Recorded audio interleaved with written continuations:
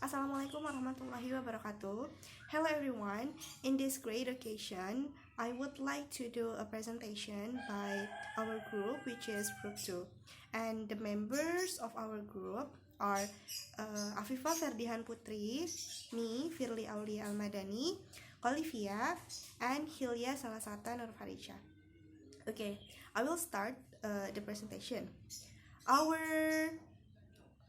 title of this presentation is Work, Practices, and Attitudes. Yeah, we're going to talk about work, which contains about practices and attitudes. Okay, there is a quote here by Corriere della Sera. Miracles can be made, but only by sweating. It means that keajaiban hanya bisa terjadi jika kita bekerja keras, only by sweating. Jadi jika kita bekerja keras, kita pasti bisa mencapai apa yang kita impikan. Lalu selanjutnya, karena tadi judulnya adalah tentang work, maka saya akan menjelaskan tentang mencari pekerjaan. Nah, yang pertama yang harus dilakukan untuk mencari pekerjaan adalah the first is preparation. When we want to prepare, we have to know, especially finding a job, we have to know our ability. What can we do? What is our skill? So from there we can start. And then the second is go searching for information about job vacancies, such as in newspaper ads, job placement agencies, and internet. There are so much sources that we can go if we look for a job. Yeah, so we cannot get a job if we just sit silent. Okay, we have to search the information about job, be it from newspaper or from internet. There are so many other sources. And then the second is networking. This is also important. This is very important because many people that they sometimes find a job not by job vacancies but by networking. For example, some people offer their job by friends or by relatives and etc. Here it says becomes important in relation to widening your chance of getting information of being known by others. Yeah. So if we want to get a job easier, we have to widening our networking. Okay, and then resume development. Okay, or we can also call CV. Yeah. When we want to apply a job, we have to consider a lot about CV because in CV there are content about ourselves. Yeah, in this PowerPoint it says that it is about selling yourself through the use of resume and cover letter. Kita harus membuat CV kita semenarik mungkin karena kita bersaing dengan banyak sekali calon-calon yang akan mendaftar. Jadi kita harus berusaha membuat diri kita lebih, menampakkan diri kita lebih dari yang lain. Nah, dalam resume ini atau dalam CV yang harus dicontohkan adalah professional goals, lalu tujuan dari kita ingin bekerja, lalu pendidikan, riwayat pendidikan kita, lalu pekerjaan sebelumnya, previous jobs, and then our skills, and then accomplishment, prestasi-prestasi yang sudah kita capai, dan honors. And then the cover letter. For a cover letter, it contains about brief information about one's personal background. Nah, jadi di cover letter ini hanya brief information, jadi kita tidak menulis panjang lebar sampai berparagraf-paragraf tentang informasi diri kita, hanya sebagian kecil aja yang mencakup diri kita secara keseluruhan. Okay, that is all from me. The next presentation will be explained by Hilya. Okay, for this slide, I would like to explain about the interview, especially for what we have to consider before we attend the interview in finding a job. First thing is, it is worth to remembering that you are what you say. Jadi kita itu, jadi orang yang menginterview kita atau biasanya HRD kalau di Indonesia itu akan menilai bagaimana sih kita atau kepribadian kita itu dari apa yang kita katakan. Jadi misalnya kita mengatakan sesuatu dengan yang berbobot atau dan beredukasi dan terlihat memiliki wawasan yang jelas, maka HRD akan memiliki pandangan yang baik terhadap kita gitu. Next is personal appearance and hygiene should be taken into careful consideration. Jadi sebelum interview sudah pasti penampilan dan kerapihan dan juga serta kebersihan kita itu pasti akan dinilai oleh si HRD itu, karena jika kita melamar di satu posisi, maka penampilan kita itu harus sesuai dengan apa yang kita posisi apa yang kita aplikasikan. Misalnya sekretaris, misalnya saya melamar sebagai sekretaris, maka penampilan saya saat interview saya harus berpakaian rapi, sopan, dan memakai blazer, misalnya seperti itu. Atau simpelnya di Indonesia biasanya memakai kemeja dan celana bahan, bisa juga ditambah dengan dasi, atau untuk yang perempuan ditambah dengan blazer. The third is some of the common question in an interview may be culturally problematic for some people. Mungkin kadang pertanyaan-pertanyaan umum yang dikeluarkan oleh seseorang HRD itu mungkin bisa menyinggung perasaan kita nih sebagai orang dari suatu suku tertentu gitu. Misalnya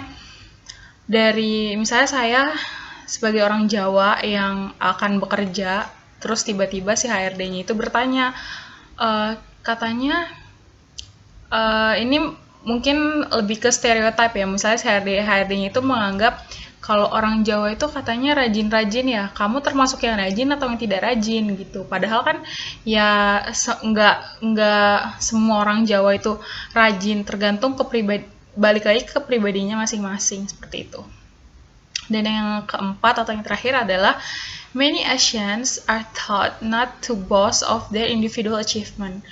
Jadi ini maksudnya adalah kita nggak perlu ngebangga-banggain atau sering menyebutkan apa aja sih pencapaian-pencapaian yang udah kita dapatkan selama hidup atau selama bekerja sebelumnya gitu. Karena untuk sebagai orang yang mencari pekerjaan di suatu perusahaan yang baru, maka kita harus menunjukkan sikap yang seolah-olah kita ini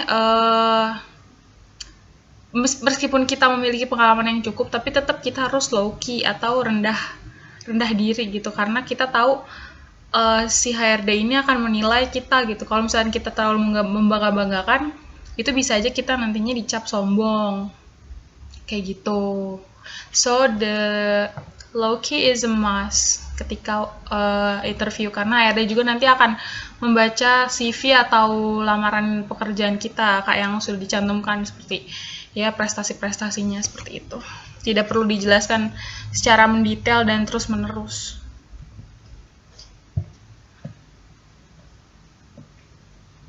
Next slide is employer and employee relationship.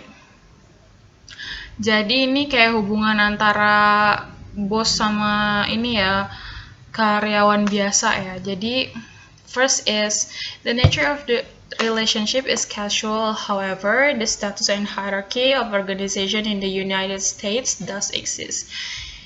Jadi maksudnya mungkin kalau di Amerika sana, di United States itu hubungan antara bos dan bawahan atau bisa dibilang karyawan biasa itu, atau yang jabatannya di bawah dari mereka, itu hubungannya casual aja, biasa gitu. Meskipun mereka bos, mereka nggak menunjukkan hubungan yang terlalu terlihat gitu loh antara bos dan bawahan. Jadi lebih ke casual aja, hubungannya santai. Yang kedua, outward appearance, example, people interaction, make this fact less obvious. Jadi karena tadi hubungannya terlalu santai dan interaksinya juga santai banget gitu, jadi orang-orang tuh memandangnya tuh kayak nggak jelas ini yang mana yang bosnya, yang mana yang bawahannya, atau ini sama-sama karyawan gitu, karena saking santainya. Sedangkan kalau di Indonesia kan biasanya antara bos dan bawahannya itu terlihat banget gitu antara si jabatan fungsionalnya itu lebih terlihat. Misalnya yang bosnya lebih kayak tegas atau berwibawa. Nah, si bawahannya lebih yang kayak sopan santunnya tuh benar-benar dijaga untuk bersikap atau berbicara kepada bosnya misalnya, iya pak, baik pak, gitu seperti itu.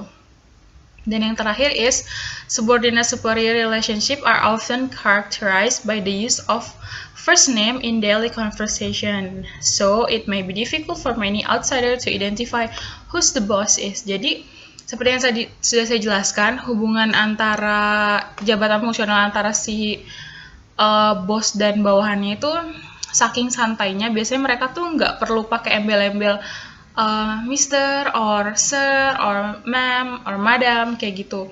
Jadi mereka pakai nama aja, misalnya nama saya Hilya, ya udah panggil aja Hilya gitu. Nggak perlu pakai embel-embel Ma'am kayak gitu. Kan kalau di Indonesia kan kayak misalnya kayak yang tadi saya bilang, baik Pak gitu, atau Pak ini ada dokumen penting, kan kalau di Indonesia terlalu terlihat. Nah, sedangkan di United States itu nggak ada yang kayak gitu. Jadi orang-orang tuh biasanya cenderung susah gitu ngetahuin mana yang bawahan yang mana yang atasan gitu. Nah, for the next slide will be explained by Colivia. Assalamualaikum warahmatullahi wabarakatuh. My name is Colivia. I would like to present about communication in workplace, time is money, and workaholics. On the job communication skills, there are many skills that we have to capable in doing direct communication. There are directness and honesty. This is really important to make teamwork doing well. We have to tell directness about what is in our head and the honest in whatever you are doing. Without this, you will be hard to reach a perfect communication in work environment. Next is tell that you need more explanation when you don't understand. Sometimes some people may be shy to say that they are not understand fully, but the fact is saying that you are still not understand is not embrace moment at all. The third is silence may be seen as the sign of boredom or uninterested. You can be more talkative or sharing your ideas to your partner to make them feel that you are interesting and give attention to them. The last is active verbal communication. These communication are often used to everyone in work environment, such as having small discussion with our partner or discussion in a meeting. The next slide is time is money. As we know, this word already known by many people. Perhaps the most notorious habit of American workers is their tendency to work long hours. They can work for 47 hours a week, and they don't want time to fly fast. Completeness and punctuality are major expectations in American workplace. Punctuality is a wonderful trait of a person, one to be admired and respected. Punctuality displays a person's respect for people and time. In a scheduled appointment, the latecomer usually gives an impression that he or she doesn't value the other person's time, or consider his or her time more important than that of the others. The 9 to 5 schedule is still very much demanded, both because it can be seen as status symbol often associated with white-collar workers and because it holds a promise of consistency. And the next slide is workaholic. There are two views on workaholics. The first is valuable members of society, productive and efficiency. To realize this potential, we have to understand better the whole life performance and economic of buildings. Some common core corporate values include accountability, commitment, innovation, trust, and respect.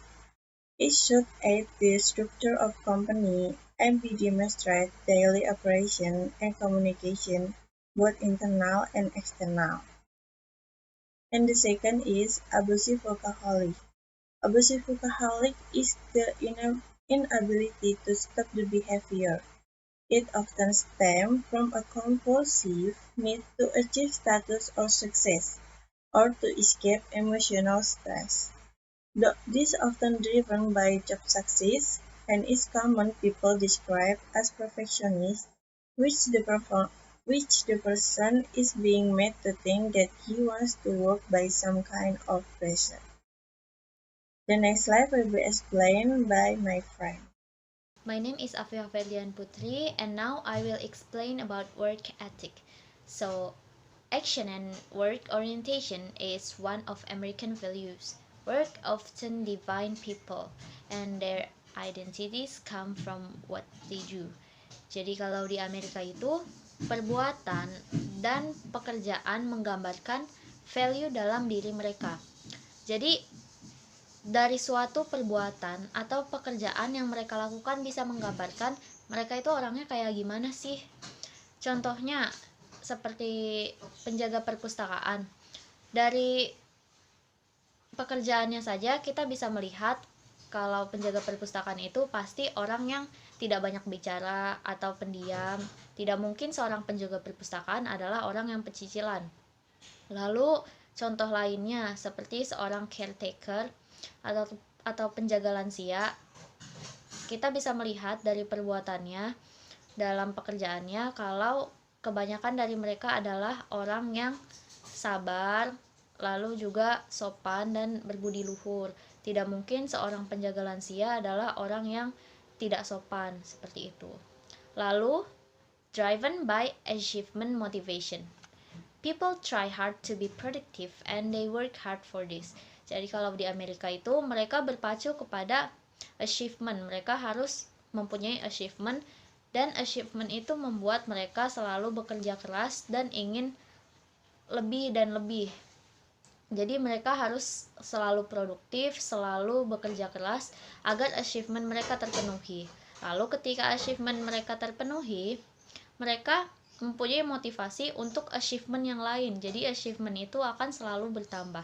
Saat satu selesai, achievement baru akan muncul. Lalu saat achievement yang baru itu selesai dikerjakan, lalu achievement yang lain juga akan muncul. Seperti itu siklusnya.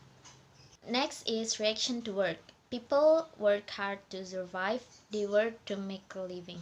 Jadi orang Amerika itu mereka bekerja untuk menghidupi kebutuhan diri mereka dan kelangsungan dalam diri mereka. But, however, beside for survival, your job can say other things about you. What you do can reflect what you are and who you are. Sama seperti yang sebelumnya, jadi selain untuk menghidupi diri sendiri, pekerjaan juga bisa menggambarkan kamu itu orangnya yang seperti apa, lalu apa yang kamu kerjakan, siapa diri kamu sebenarnya. Seperti contoh, orang kreatif. Orang kreatif kebanyakan bekerja dalam bidang seni, desain, dan lain-lain. Jadi kecil kemungkinannya orang yang kreatif akan bekerja di kantor, mengetik, dan segala macam. Pasti mereka akan memilih pekerjaan yang sesuai dengan diri mereka sendiri. Okay, that's all from our group. Thank you for watching. Sorry if there is a mistake on saying. Selebihnya wassalamualaikum warahmatullahi wabarakatuh. Bye.